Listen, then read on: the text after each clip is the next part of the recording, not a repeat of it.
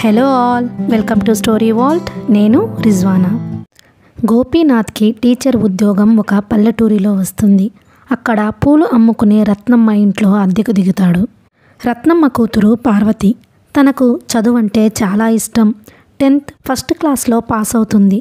కానీ రత్నమ్మ మధ్యతరగతి కుటుంబం, పైగా తండ్రి లేని పిల్ల, త్వరగా పెళ్లి చేసి పంపాలి అని ఉంటుంది.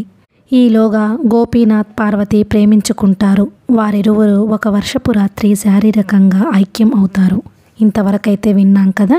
ఇక్కడ నుంచి కథ ముందుకు ఇలా కొనసాగుతుంది. నీ అమ్మ కడుపు కాల, ఏం వర్షం ఏం వర్షం, ఎద్దులు నిడిచి కొట్టంలోకి తోలేసరికి తప్పతడిసిపోయాను. తడిసిన బట్టలతో వచ్చాడు జీతగాడు. దిగ్గున లేచి కూర్చొని బట్టలు సరిచేసుకోసాగింది పార్వతి. వాడికి వెంటనే ఏదో అనుమానం తట్టినట్టుగా పార్వతి ముఖంలోకి, గోపీనాథ్ ముఖంలోకి మార్చి చూడసాగాడు. ఏదో జరగకూడనిది జరిగినట్టుగా అతడి మనసు శంకించింది. ఈ మధ్య వీళ్ళిద్దరూ తోటలో కలుసుకుని గంటల కొద్దీ కబుర్లు చెప్పుకోవడం, నవ్వుకోవడం చూస్తూనే ఉన్నాడు వీడు. వీడెవరో పట్నం బాబుగాడు పంతులుగారై వచ్చి అభం శుభం తెలియని పిల్లను వల్లో వేసుకున్నట్టున్నాడే. కొంపలంటుకోకముందే రత్నమ్మకి సంగతి చెప్పాలి, కూతుర్ని అదుపులో పెట్టుకోమని చెప్పాలి అనుకున్నాడు. చెట్టుకి సగం పువ్వులు అలాగే ఉండిపోయాయి. చీకటి పడిపోయింది. ఇంకేం కోస్తాను? మరీ చీకటి పడితే చెరువు కట్ట దగ్గర పాములు కాళ్ళకి అడ్డం పడతాయి. వెడదామా? ఏం జరగనట్టుగా మామూలుగా ఉండడానికి ప్రయత్నిస్తూ అంది పార్వతి. వెడదాం. 1-1 చినుకులు పడుతుండగానే ఊళ్ళోకి బయలుదేరారు ఇద్దరు. ఇంత పని జరుగుతుందని తెలిస్తే నేనసలు ఈరోజు తోటకి వచ్చేదాన్నే కాదు, పార్వతి దిగులుగా అంది. మీరు నన్ను మోసం చేస్తే నాకు సాక్ష్యం ఎవరు, దిక్కెవరు? నా తెలివితేటలన్నీ ఏమైపోయాయి ఈరోజు? మోసం చేస్తానని ఎప్పుడూ అనుకోవద్దు. నేను నిన్ను తప్పకుండా పెళ్లాడుతాను పార్వతి. వచ్చే ఆదివారం మా ఊరికి వెళ్ళి మా అమ్మా నాన్నతో మన పెళ్లి సంగతి మాట్లాడుతాను. నన్ను నమ్ము. అనవసరంగా నీ మనసు పాడు చేసుకోకు. లేనిపోని భయాలు సృష్టించుకోవద్దు. ఆమె చేతిని తన చేతిలోకి తీసుకొని నొక్కుతూ అన్నాడు గోపీనాథ్. పెళ్లి కాకుండానే చెడిపోయిన ఆడపిల్లల కథలెప్పుడూ ట్రాజడీగానే మారిపోవటమే విన్నానండి. నాకెందుకో మన పెళ్లి సవ్యంగా జరుగుతుందని పించటం లేదు. నా ప్రేమ మీద నీకా నమ్మకం లేదా పార్వతి? మగవాళ్ల అవసరాలను, అవకాశాలను బట్టే వాళ్ల ప్రేమ మారుతూ ఉంటుందన్న కథలే ఎక్కువగా చదివాను. నా జీవితంలో ఇవాళ జరిగింది మాత్రం మంచిది కాదు. మగవాళ్ళు కదా, మీరు సులభంగా తప్పుకుపోవచ్చు. తప్పుకోలేనిది, చెరగని మచ్చతో కుమిలిపోయేది నేనే. పార్వతికి దుఃఖం వచ్చేస్తోంది. అబ్బా, నిన్నెలా నమ్మించాలో నాకు తెలియడం లేదు. మనం ఒకటి అయిపోయిన క్షణం నుండి నీ బాధ నాది, నీ ప్రాణం, నీ మానాభిమానాలు నావి. రేపే మా వాళ్లతో మాట్లాడడానికి వెడతానంటున్నానుగా పార్వతి. పార్వతి ఇంటికి వచ్చి తల్లికి పూల బుట్ట ఇచ్చి పక్కపరిచి దుప్పటి బిగించి పడుకుంది. ఎందుకే ఈ వేళప్పుడు పడుకున్నావు అని అడిగింది తల్లి. తలనొప్పిగా ఉందమ్మా. ఈ వయసుకి ఏం తలనొప్పే? ఒక బరువా బాధ్యత? ఏం ఆలోచించి తలనొప్పి వస్తుందో మరి అని సణగసాగింది ఆమె. దుప్పట్లో సన్నగా రోదిస్తోంది పార్వతి. అమ్మకి ముఖం ఎలా చూపాలి? ఎంత పని జరిగింది? అమ్మకి ఈ సంగతి తెలిస్తే సంపేస్తోందే. రత్నమ్మ బొగ్గుల కుంపటి మీద పాలు పెట్టేసి కాసిన్ని బియ్యం కడిగి కుంపటి మీద పడేసి ఇవతలికి వచ్చింది. కూతురు వెక్కిళ్ళు పెట్టడం సన్నసన్నగా వినిపించింది. ఎందుకే ఏడుస్తున్నావు అని ఆదుర్దగా అడిగింది. దుప్పటి తీయబోయింది కానీ పార్వతి బిగించి పడుకోవడం వల్ల రాలేదు. తల్లి 1-2 సార్లు రెట్టించి అడిగేసరికి తలనొప్పి తీవ్రంగా ఉంది అని చెప్పింది పార్వతి. నీ దుంపతెగా, తలనొప్పి ఎక్కువగా ఉంటే తలకి ఏదైనా మందు పెట్టించుకోవాలి గాని దుప్పటి బిగించి ఏడుస్తారా అని ఆవిడ దుప్పటి లాగి వేయబోయింది. నా జోలికి రావద్దు, నన్ను విశ్రాంతిగా పడుకోని. ఏమిటో ఈ కాలం పిల్లలు, అంతా విచిత్రమే. ఆవిడ సణుక్కుంటూ వెళ్ళిపోయింది. రాత్రి 9 అయింది. ఇహ భోంచేసి పడుకుందాం అనుకుంటుండగా జీతగాడు వచ్చాడు. తిన్నారా రత్నమ్మ అంటూ. తిందామనే వెడుతున్నానురా. నీ తిండి అయ్యిందా? ఇంటికాడి నుండి తినే వస్తున్నానమ్మా. ఓ పావలా డబ్బులివ్వు, బీడీ కట్ట తెచ్చుకుంటాను. రత్నమ్మ రొంటిలో నుంచి బట్ట సంచి తీసి పావలా ఇవ్వడానికి దగ్గరికి రాగానే పార్వతమ్మ ఏం చేస్తోంది అడిగాడు. తలనొస్తుందని పడుకుంది. తిండికి కూడా లేచేటట్టు లేదు. అయితే నేననుకున్నది నిజమేనన్నమాట.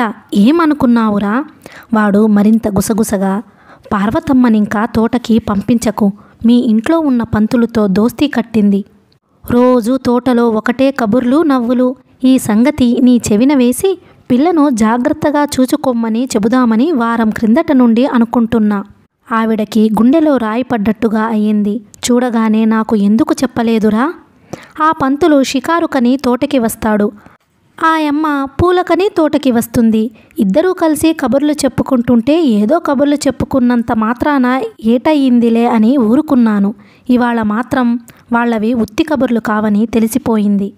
ఆ పంతులు నీ పిల్లని ఏదో మాయ చేసిండనే నా అనుమానం. అంటే హద్దులు దాటారా? ఆవిడకి పైప్రాణం పైనే పోయినట్టుగా అయ్యింది.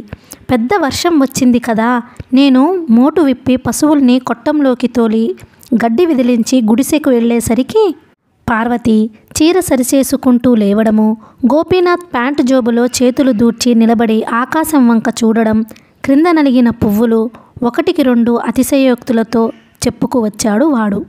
పెద్దగా అరిచి గోల చేసేవు, ఇరుగు పొరుగు చెవిలో పడి వికారమైపోగలవు. గుట్టుగా నిగ్గదీసి అడుగు, ఏం చెబుతుందో ఇనుకో అని వాడు తోట కావలికి వెళ్ళిపోయాడు. రత్నమ్మ లోపలికి వచ్చింది. పార్వతి కప్పుకున్న దుప్పటిని పిచ్చి కోపంతో లాగివేసింది. ఏం చేశావో చెప్పు. తల్లి ఉగ్రకాళిలా నిలబడి ఉండడం చూసి భయంతో వణికిపోయింది పార్వతి. ముఖం మీద చేతులు కప్పుకొని ఏడవసాగింది. చెప్పవే చెప్పు. జుట్టు పట్టి కుదించి చేతి కందిన చోటల్లా కొట్టసాగింది. చంపేసేయమ్మా, నిన్ను దుఃఖ పెట్టేందుకే పుట్టాను, పాపిష్టిదాన్ని. పెళ్లి కాకముందే చెడిపోతే నిన్నెవరు చేసుకుంటారే? ఎంత దిగజారిపోయావే దుర్మార్గురాలా. ఆవిడ ఎడాపెడా కొడుతూనే ఉంది. గదికి తాళం వేసి ఊళ్ళోకి భోజనానికి వెళ్ళిన గోపీనాథ్ అప్పుడే తిరిగి వచ్చాడు. పార్వతి ఏడుపు, తల్లి అరుస్తూ కొట్టడం వినిపించి కంగారుగా ఇంట్లోకి వచ్చేశాడు.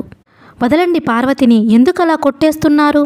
పార్వతి తల్లి బారి నుండి తప్పించుకొని వచ్చి గోపీనాథ్ని వాటేసుకుంది. నేనే రేపు ఈ సంగతి మీతో చెబుదామనుకున్నాను. పార్వతి నేను ప్రేమించుకున్నాం. ఆమెను నేను పెళ్లి చేసుకోదలుచుకున్నాను.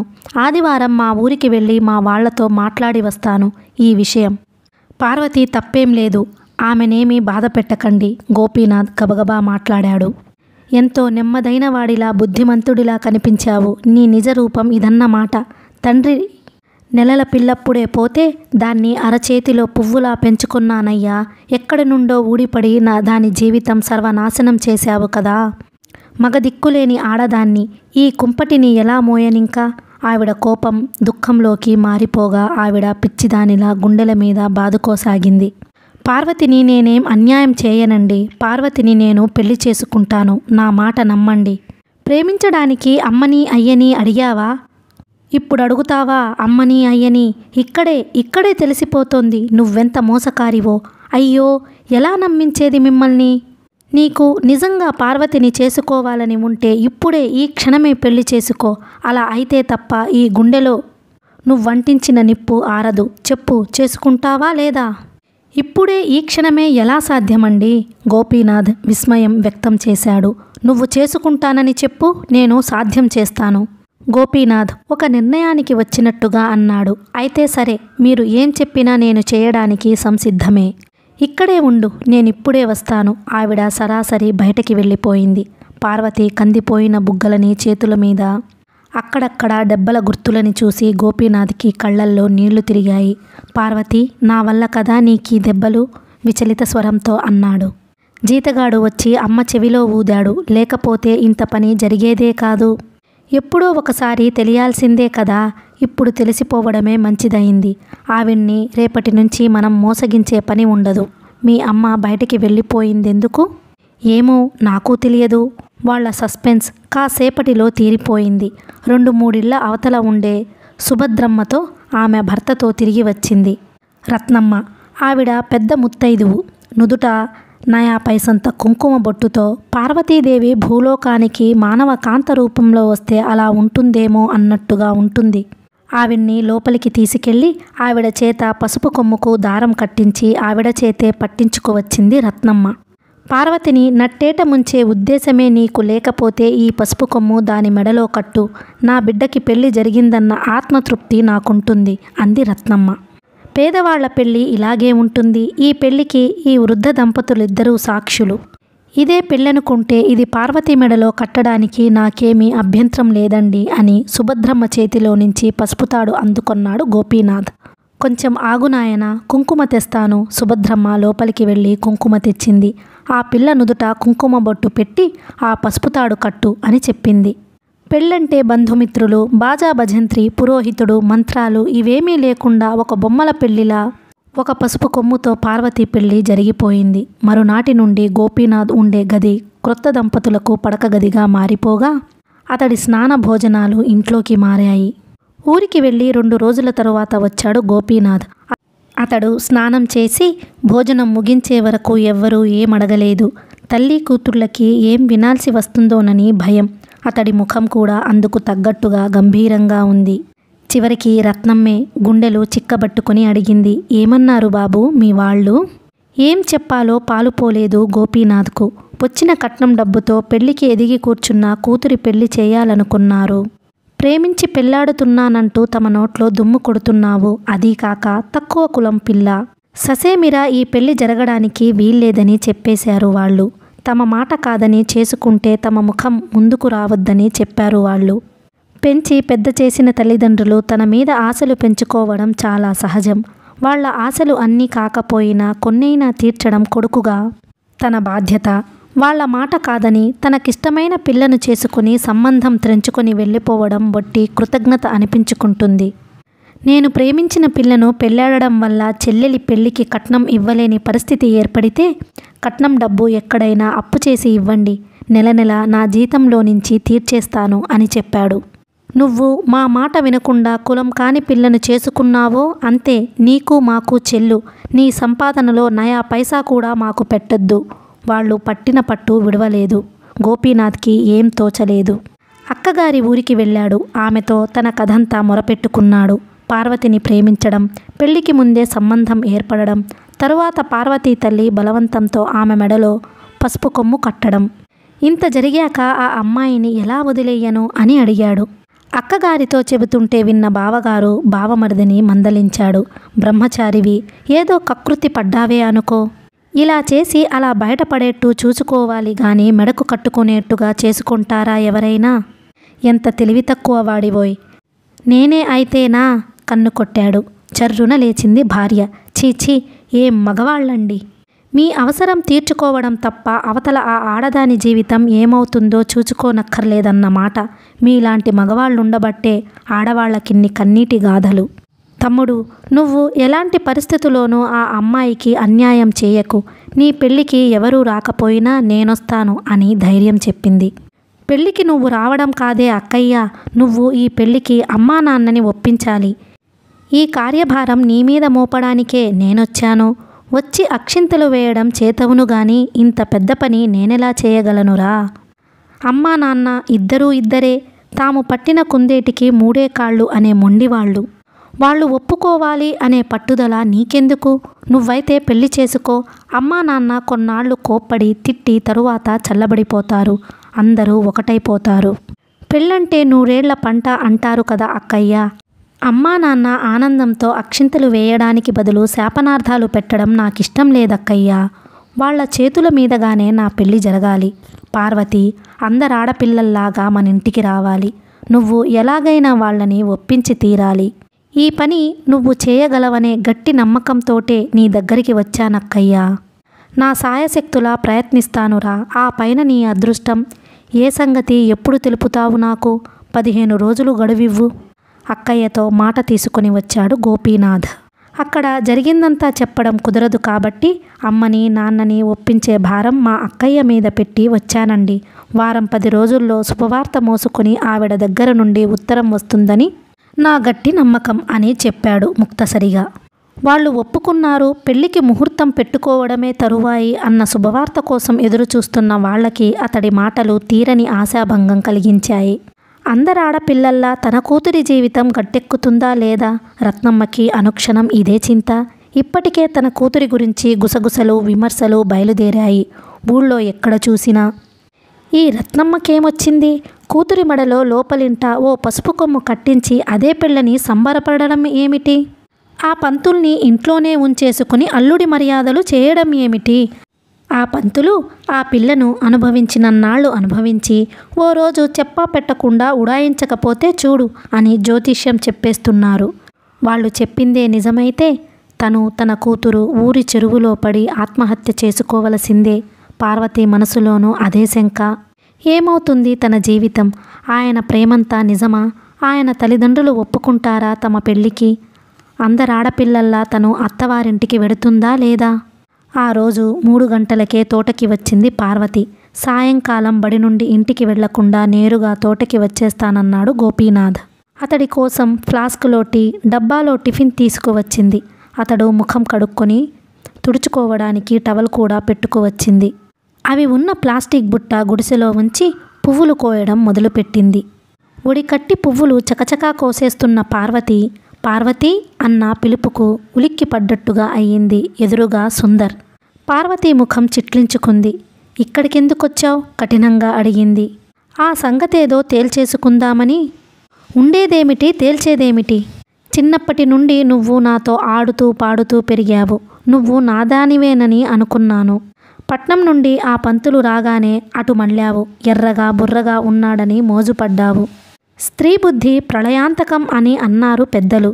సుభద్రమ్మకి మనమడు ఈ సుందర్. అతడి చెల్లెలు సరళ, పార్వతి స్నేహితురాలు. చిన్నప్పటి నుండి అతడి స్నేహమంతా ఆడపిల్లలతోటే.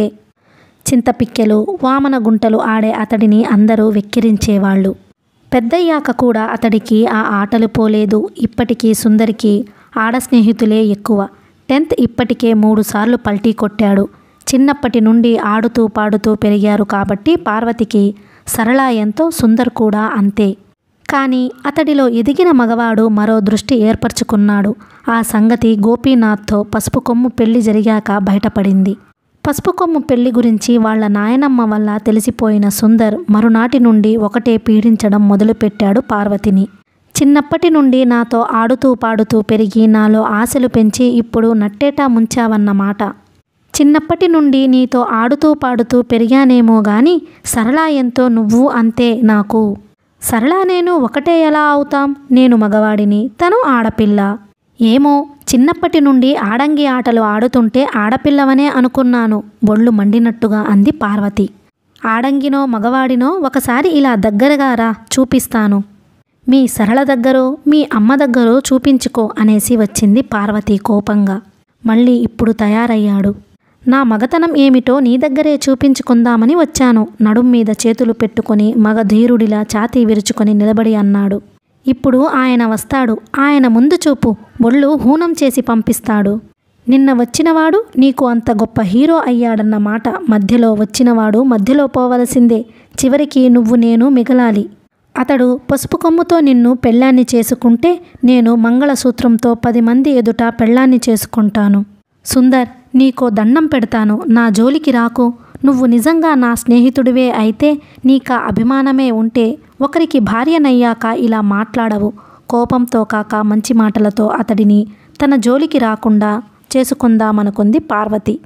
ఒక పసుపు కొమ్ము కట్టినంత మాత్రాన భార్యవైపోతే నేను 100 పసుపు కొమ్ములు కట్టగలను. నేనెంత తేలిగ్గా వదలను.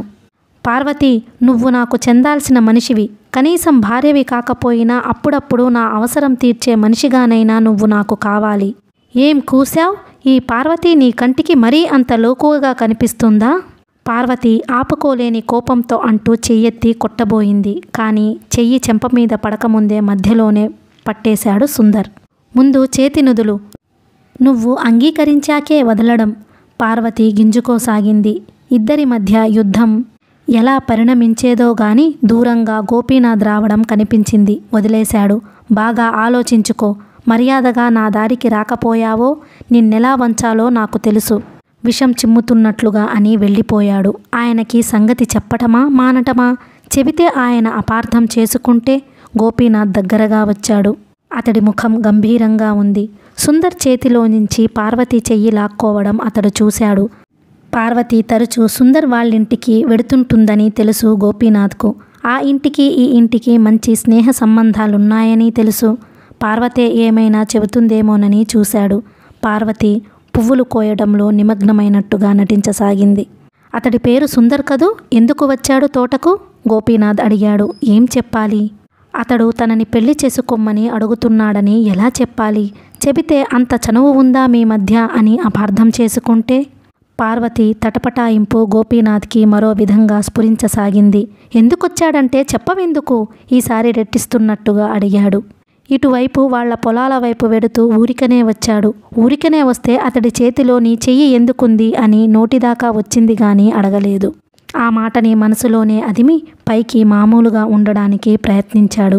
బావి దగ్గరికి వెళ్ళి కాళ్ళు కడుక్కు వస్తారా? మీకోసం టిఫిన్ టీ తెచ్చాను అని అతడు బావి దగ్గరికి వెళ్ళి కాళ్ళు ముఖం కడుక్కొని వచ్చేసరికి పార్వతి టవల్ అందించింది.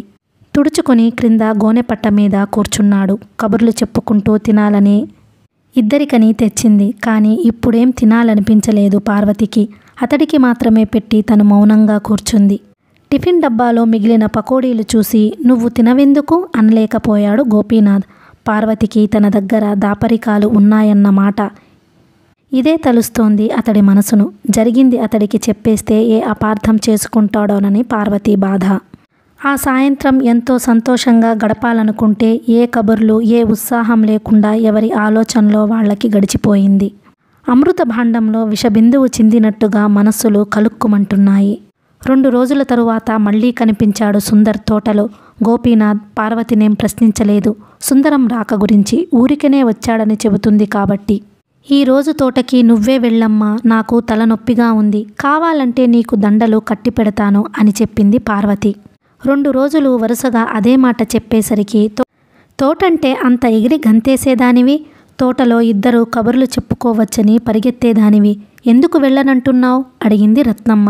సుందర్ సంగతి తల్లితో కూడా చెప్పలేకపోతుంది పార్వతి.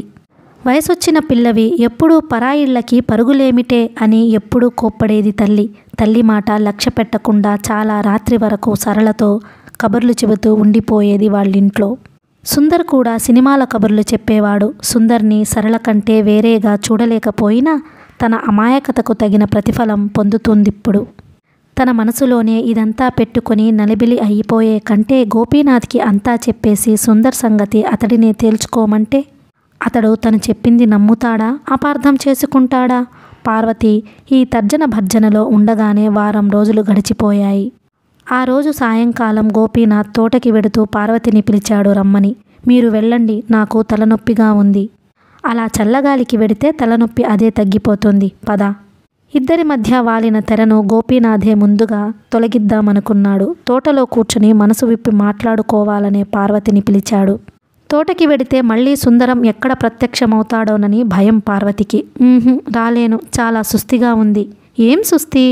కడుపులో ఏమిటో వికారంగా త్రిప్పుతున్నట్టుగా ఉంది.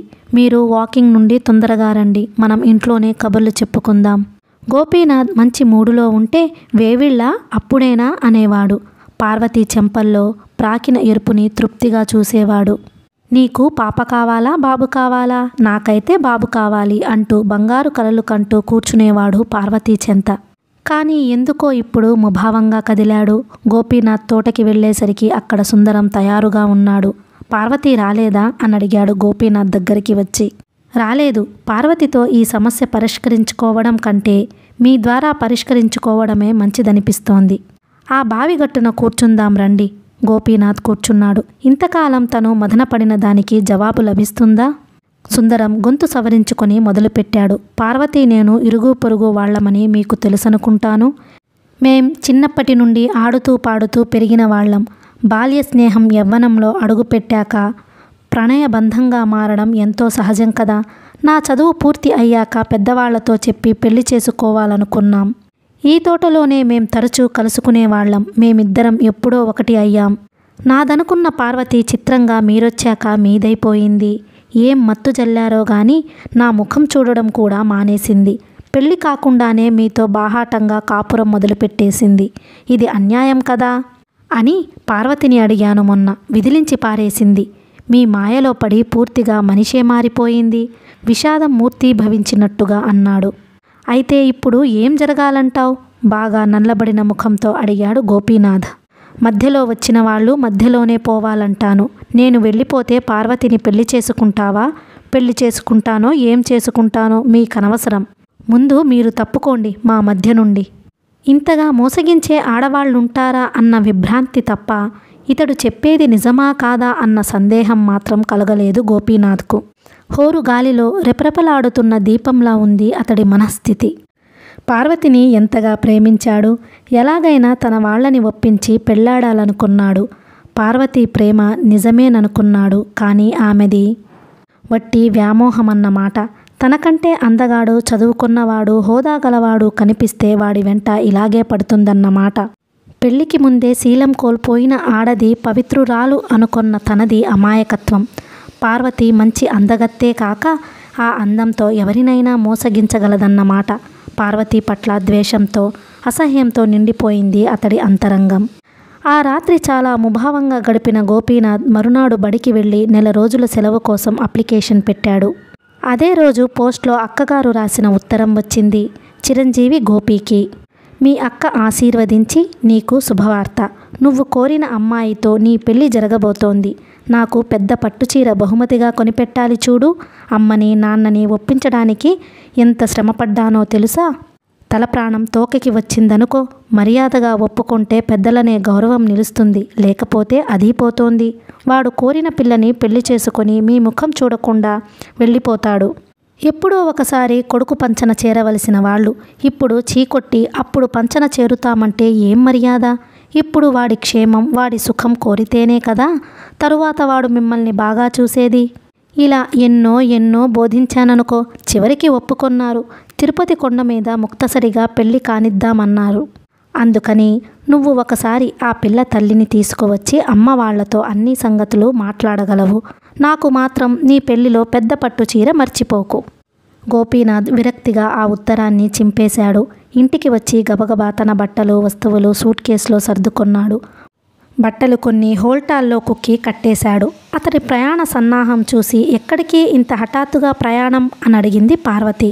సెలవు పెట్టి మా ఊరికి వెళ్ళిపోతున్నాను. వీలైతే ఇక్కడ నుండి ట్రాన్స్ఫర్ చేయించుకుంటాను. కాకపోతే రిజైన్ చేసేస్తాను. వెళ్ళిపోతున్నారా? మళ్ళీ రారా? పార్వతి కొయ్యబారినట్టుగా అయ్యింది.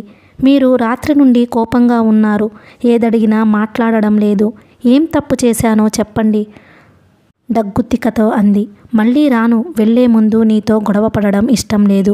ఊరికి వెళ్ళాక ఏం జరిగింది ఉత్తరం రాస్తాను. ఆమె ముఖం చూడడం కూడా ఇష్టం లేనట్టుగా ముఖం మరోవైపుకు త్రిప్పుకొని అన్నాడు. ఏమిటి? మళ్ళీ రారా? ఊరికి వెళ్ళాక ఉత్తరం రాస్తారా? పార్వతి కళ్ళు ఎర్రబడిపోయినాయి. రివ్వున గోపీనాథ్ ముందుకి వచ్చి అతడి భుజాలు గుచ్చి పట్టుకుంది. అతడి కళ్ళల్లోకి ఎర్రగా చూస్తూ, ఒక పచ్చి మోసగాడు ఏం మాట్లాడతాడో అదే మాట్లాడుతున్నారు మీరిప్పుడు. ఆకలి తీర్చుకున్న మగవాడు ఎంగిలాకు విసిరేసినట్టుగా విసిరేసిపోతున్నారు. ఎంత నయవంచన! ఎన్ని వలపులు కృమ్మరించారు! ఎంత ప్రేమ అభినయించారు! నయవంచన నీది పార్వతి. పచ్చి మోసగత్తెవి నువ్వు. నీది కన్నెవలపు అనుకున్నాను గాని కులటవలపు అనుకోలేదు. సుందరంతో సంబంధం ఉండి నాతో ప్రయాణం నడిపావు. పాల వంటి స్వచ్ఛమైన ప్రేమ అందించాను పార్వతి. నువ్వు విడిపోతూ నిన్ను దూషించాలని లేదు. దేవుడు నన్ను రక్షించాడు. నీతో పెళ్లి జరగకముందే నీ రంగు బయటపడింది. గోపీనాథ్ ఆవేశం లేకుండా మాట్లాడుతున్నా అతడి గొంతు చాలా పదునుగా ఉంది. పార్వతి నవనాడులు కృంగిపోతున్నట్టుగా ఉన్నాయి. ఆ దుర్మార్గుడు ఏం చెప్పి మీ మనసు విరిచేశాడు? మీరిద్దరూ చిన్ననాటి స్నేహితులని, పెద్దయ్యాక ప్రేమికులయ్యారని, అతడి చదువయ్యాక పెళ్లి కూడా చేసుకోవాలనుకున్నారని, నేను రావడం వల్ల నీ మనసు ఇటు తిరిగిందని, ఇంకెవరైనా నాకంటే అందగాడు గొప్పవాడు వస్తే నీ మనసు అటు తిరుగుతుందని, నీ మనసు వేశ్య కంటే హీనమని. ఒక్కోవాడి బాణం వచ్చి సూటిగా గుండెల్లో గుర్చుకుంటున్నట్టుగా పార్వతి చైతన్యహీనమయ్యింది. వాడి కోరిక తీర్చలేదన్న కసితో వాడు చెప్పింది నమ్మడమే కాకుండా నన్ను చిత్రహింస చేసే మాటలంటున్నారు.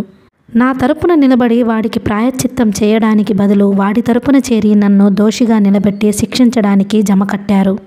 ఇన్నాళ్ళు మీరెంతో విశాల హృదయులని, సంస్కారపరులని అనుకున్నాను. అదంతా వట్టి భ్రమ. మామూలు మగవాడి కంటే హీనమని తెలిసేట్టు చేశారు. వాడు చెప్పింది అబద్ధమని ఒక్కసారైనా ఆలోచించారా? అబద్ధం ఎలా అవుతుంది? ఆ రోజు తోటలో వాడి చేతిలో నీ చేతిని చూశాను. సుందర్ ఎందుకు వచ్చాడని అడిగితే నువ్వేం బొంకావు? పొలాల వైపు వెడుతూ ఊరికే వచ్చాడన్నావు. అబద్ధం చెప్పావని స్పష్టంగా తెలిసిపోయింది. ఏం లేనిదే అబద్ధం ఎందుకు చెబుతావు? ఒక అబద్ధం ఆడిన దానివి ఎన్ని అబద్ధాలైనా ఆడగలవు కదా గోపీనాథ్ ఈసడింపుగా అన్నాడు. ఎలా చెప్పాలో తెలియక, చెబితే మీరు అపార్థం చేసుకుంటారని నాలో నేనే మదనపడిపోయానండి. సుందర్తో నాకు చిన్నప్పటి నుండి స్నేహం ఉన్నమాట నిజమే. అది సరళతో ఉన్న స్నేహం లాంటిది తప్ప ఇంకేం కాదు. అతడు మాత్రం మగబుద్ధి పోనిచ్చుకున్నాడు కాదు. అతడికి ఇలాంటి విపరీత బుద్ధులున్నాయని గ్రహిస్తే వాళ్ళింటికి అసలు వెళ్ళేదాన్నే కాదు. ఇంత చేటు తెచ్చుకునేదాన్ని కాదు. నన్ను నమ్మండి, నేను మనసా వాచా ప్రేమించింది మిమ్మల్ని, అంకితమైంది మీకే. అతడి కోరిక తీరలేదన్న కసితో అతడు కల్పించింది ఎంత మాత్రం నిజం కాదు. అతడు చెప్పింది నిజమో నువ్వు చెప్పింది నిజమో తేల్చుకోవాలని నాకు లేదు పార్వతి. కుండెడు పాలల్లో విషబిందువు చిలికింది. ఆ బిందువును వేరు చేసి ఆ పాలను ఆరగించడం అసాధ్యం కాబట్టి మనం కలిసి ఉండలేం. నీకు రహస్యాలున్నాయి, లేకపోతే ఆ మొదటి రోజే నాతో చెప్పేదానివి. మమత విరిగింది, ఇక అది అతకదు పార్వతి. చాలా ఉదాసీనంగా మారిపోయి అన్నాడు గోపీనాథ్. అతకదంటే ఎలాగండి? మన ప్రేమ ఫలం నాలో రూపుదిద్దుకుంటోంది. నన్ను, నా బిడ్డను అన్యాయం చెయ్యొద్దు. పార్వతి అతడి పాదాల దగ్గర కుప్పగా కూలిపోయింది. నా మనసు చాలా సున్నితం పార్వతి. అది చిన్న దెబ్బకి కూడా తట్టుకోలేదు. ఏ మాలిన్యాన్ని సహించలేదు. ఏ అబద్ధాన్ని భరించలేదు. స్వచ్ఛమైన ప్రేమ ఇచ్చి అంతే స్వచ్ఛమైన ప్రేమ పుచ్చుకునే మనిషిని నేను. ఇహ నీతో మునుపటిలా ఉండడం సాధ్యం కాదు నాకు. నన్ను మర్చిపో, వెళ్ళొస్తాను. నిర్దాక్షిణ్యంగా నిరాభిమానంగా వెళ్ళిపోతున్న గోపీనాథ్ను నిస్సహాయంగా చూస్తూ కూర్చున్న పార్వతి కళ్ళల్లో నీళ్లు ఇంకిపోయి నిప్పులు ప్రజ్వలిల్లసాగాయి. ఎంత సంకుచితుడు! ప్రేమ పేరుతో కాంక్ష తీర్చుకొని పరారైన స్వార్థపరుడు. సుందర్ కంటే తక్కువ దుర్మార్గుడు కాదితడు. కన్య జీవితాన్ని కాలరాచి చెడిపోయిన స్త్రీగా ముద్రవేసి వెళ్ళిపోయిన ద్రోహి. నిండు దోసిళ్లతో అతడికిచ్చిన ప్రేమకు అతడు ప్రతిఫలంగా ఇచ్చింది ఏమిటి? తండ్రి పేరు చెప్పుకుందుకు లేని బిడ్డను. తోటకు వెళ్ళొచ్చిన రత్నమ్మ స్వర్గం కోల్పోయిన దానిలా కూర్చున్న పార్వతిని చూసి ఏమిటే, ఏమైంది అని అడిగింది. ఆయన నన్ను వదిలిపెట్టి వెళ్ళిపోయారమ్మా. వెక్కిళ్ల మధ్య జరిగింది చెప్పింది పార్వతి. రత్నమ్మకి ఎటూ పాలుపోక శ్రీధర్ని పిలిపించింది. జరిగింది విని రత్నమ్మ నెత్తి నోరు కొట్టుకుంటే శ్రీధర్ ప్రళయ రూపం ఎత్తినట్టుగా అయ్యాడు. ఎంత దూరం వెడతాడు? బొక్కలోకి పోయినా ఈడ్చుకు వస్తాను. నీ కాళ్ల ముందు పడేస్తాను. ఇవ్వు వాడి అడ్రస్. శ్రీధర్కు కండబలంతో పాటు గుండెబలం కూడా ఉంది. అడ్రస్ నాకు తెలియదు మామయ్య. ఊరైనా అడగలేదు, పేరైనా అడగలేదు. మనసేమో అతడిని విడిచి మరలి రాకున్నది. సినిమా పాట గుర్తుకు వచ్చింది శ్రీధర్కు. ఆ ఆడవాళ్ల అమాయకతే వాళ్ల జీవితాలను కన్నీటిమయం చేస్తున్నాయనుకున్నాడు. అడ్రస్ తెలియనంత మాత్రాన పోయిందేం లేదు. వాడు ఈ భూప్రపంచంలో ఎక్కడ ఉన్నా పట్టుకు తెస్తాను. పట్టుకు తెచ్చి ఏం చేస్తావు మామయ్య? చేసేదేమిటి? చచ్చినట్టు నీ మెడలో తాళి కట్టేట్టు చేస్తాను. నీతో కాపురం చేసేట్టు చేస్తాను. నాకక్కర్లేదు మామయ్య ఆ మనిషి. నన్ను, నా ప్రేమను ఇంత కించపరిచి వెళ్ళిపోయిన ఆ మనిషి ఇక నాకు అక్కరలేదు. నేను మరీ అంత ఆత్మాభిమానం లేని మనిషిని కాదు. జీవితంలో అతడి ముఖం కూడా నేను చూడలేను మళ్ళీ, ఒక దృఢ నిశ్చయంతో అంది పార్వతి. శ్రీధర్ విస్మయంగా అతడి ముఖం చూడక ఇంకెవరి ముఖం చూస్తావు అని అడిగాడు. ఇహ ఏ మగవాడి ముఖమో నేను చూడను. 100 ఏళ్లకు సరిపడిన చేదు అనుభవం పొందాను మామయ్య. నాకు ఇంకేం అనుభవం వద్దు. ఇహ చాలే. పెళ్లి కాకుండానే తల్లి అవుతూ చేసిన నిర్వాకం చాలదన్నట్టు అతడు అక్కర్లేదంటున్నావా? ఏ మగాడి ముఖమో చూడక ఏం చేయాలని? కస్సుమంది రత్నమ్మ. సమాజం దృష్టిలో నాకు పెళ్లి కాకపోవచ్చు, కానీ నా మెడలో పసుపు కొమ్ము కట్టిన క్షణం నుండే నేనతడి భార్యనమ్మా. ఆ దుర్మార్గుడు దానికి విలువేమీ ఇవ్వకుండా వెళ్ళిపోయాడు. అతడి వల్ల తెల్లిని కూడా అవుతున్నాను. నాకు మరో పెళ్లి ఏమిటమ్మా? మీరిద్దరూ మళ్ళీ కలిసి భార్యాభర్తల్లా జీవించకపోతే నీ కడుపులో ఆ పిండం పెరగడానికి వీల్లేదు. రేపే ఎరుకుల ముంగిని పిలుస్తాను, మందు పోయిస్తాను. ఆ పీడ అంతటితో కడిగి వేసుకున్నట్టు అవుతుంది. ఇంత అవమానం జరిగాక మనం ఇక ఈ ఊళ్ళో ఉండలేం. ఇల్లు వాకిలి అమ్ముకొని వెళ్ళిపోయి మనం ఎవరికీ తెలియని చోట కాపురం పెడదాం అంది రత్తమ్మ. ఇంత జరిగాక ఈ ఊళ్ళో తలెత్తుకు తిరగడం అసాధ్యం కాబట్టి ఈ ఊరు విడిచిపెట్టి వెళ్ళిపోవడానికి ఒప్పుకుంది గాని మందు త్రాగడానికి మాత్రం ఒప్పుకోలేదు పార్వతి. ఇహ ముందున్న జీవితమంతా నేను ఈ ఆసరాతోనే గడిపేస్తానమ్మా. ఒకరికి భార్యనయ్యే అదృష్టం ఎలాగో పోగొట్టుకున్నాను. తల్లినయ్యే అదృష్టం కూడా పోగొట్టుకోలేనమ్మా. నిండా 16 ఏళ్ళు లేవు. ఇహ జీవితమంతా అయిపోయినట్టుగా మాట్లాడతావేమే? ఎవరో పశువు ఈ గడ్డి మీద నడిచిపోతే ఇహ గడ్డే తలెత్తి నిలబడకూడదా? క్రొత్త చివుళ్ళు వేయకూడదా? నీ జీవితంలో జరిగింది ఇదొక దుస్సంఘటన అనుకో. దాన్ని తుడుచువేసుకునే ప్రయత్నం చేయాలి గాని దాన్ని ఫ్రేమ్ కట్టించి మనసులో పదిలపరుచుకోవద్దు. అమ్మ చెప్పినట్టుగా ఆ దుర్మార్గుడి గుర్తు తుడిచేయి. నీకు బాగా చదవాలని, ఆఫీసర్ ఉద్యోగం చేయాలని కోరికగా ఉండేది కదూ? నువ్వు అమ్మ చెప్పినట్టు వింటే నీ కోరిక యథార్థమయ్యేందుకు నేను సాయపడతాను. నిన్ను సిటీలో ఉంచి చదివిస్తాను. మంచి ఉద్యోగం వచ్చే వరకు నీకు అండగా నిలబడతాను అన్నాడు శ్రీధర్. నేను మాతృత్వం పొందితే నువ్వు సాయం చెయ్యవా మామయ్య? మేం చెప్పిన మాట నువ్వు విననప్పుడు నీకెందుకు సాయం చెయ్యాలి? ఏమిటి మామయ్య మీరు చెప్పే మాట? ఈ గుర్తు ఎందుకు తుడిచివేసుకోమంటున్నారు? నేను కన్నెపిల్ల అవతారమెత్తి క్రొత్త పెళ్లి కూతురుగా మరో మగాడిని మోసగించాలనేగా? గోపి మాటను నిజం చేసిన దాన్ని కాదు. ఒకడు నన్ను మోసగించితే నేను మరొకరిని మోసగించనా? నా వల్ల కాదు మామయ్య ఇంత నీచానికి ఒడి కట్టడం. నీ మాటలు ఎంత అర్థం లేనివిగా ఉన్నాయో తెలుసా? ఒంటికి పొరపాటుగా బురద అంటితే దాన్ని కడిగి వేసుకోకుండా ఆ బురదలోనే దొర్లుతారా? ఈ మలినం శరీరంలో ఒక భాగమైంది. దీన్ని కడిగి వేసుకోవడం సాధ్యం కాదు. 1-2 నెలలే అయి ఉండవచ్చు మా మధ్య ప్రేమబంధం ఏర్పడి. ఆయన దులిపేసుకుని వెళ్ళిపోగలిగాడు. కానీ నేనలా చేయలేను. మనసులో ఆయనకిచ్చిన చోటును మరెవరికీ ఇవ్వలేను. జీవితంలో ఆయన చోటు ఆయనకి తప్ప ఇంకెవరికీ ఉండదు. మీ సెంటిమెంట్లే మీ ఆడవాళ్లనింత అధోగతికి ఈడుస్తున్నాయి. వాడెళ్ళిపోయి ఏడాది తిరగకుండా నిక్షేపంగా పెళ్లి చేసుకుని పిల్లా పాపల్ని కంటాడు. నువ్వు మాత్రం మోడుగా మిగిలిపోతానంటున్నావు. ఎవరి కోసం చేస్తున్నావు త్యాగమిది? శ్రీధర్ ఉద్రేకంతో అడిగాడు. త్యాగమా? పార్వతి నిర్వేదంగా నవ్వింది. త్యాగం కాదు మామయ్య. నేను వేసిన తప్పటడుగుకు నాకు నేను వేసుకుంటున్న శిక్ష ఇది. రత్నమ్మ కూతురితో ఊరు వదిలేసింది. పార్వతి చదువుకోవడానికి వీలుగా ఉంటుందని హైదరాబాద్లో ఇల్లు చూసి ఉంచాడు శ్రీధర్. పార్వతికి ఆడపిల్ల పుట్టింది. తన చీకటి జీవితానికి ఉషస్సు లాంటిది కనుక ఉషారాణి అని పేరు పెట్టుకుంది పార్వతి. ఉషకి 6 ఏళ్ళొచ్చేసరికి పార్వతి BA BEd అయి సిటీలోనే ఒక స్కూల్లో టీచర్గా అపాయింట్ అయ్యింది. అదే సంవత్సరం జీవితం అంటే కష్టాలమయం అన్నట్టుగా బ్రతికిన రత్నమ్మ ఇహ లోకయాత్ర చాలించింది. ఉన్న ఒక్క ఆడపిల్ల బ్రతుకు ఇలా అయిపోయిందేమిటా అన్న దిగులు ఆమె ఆరోగ్యాన్ని, ఆయువును హరించి వేసింది. పార్వతి వాళ్ళు ఊరు విడిచినప్పటి నుండి శ్రీధర్ ఆమెకు అండగా నిలిచాడు. కథ కొనసాగుతుంది.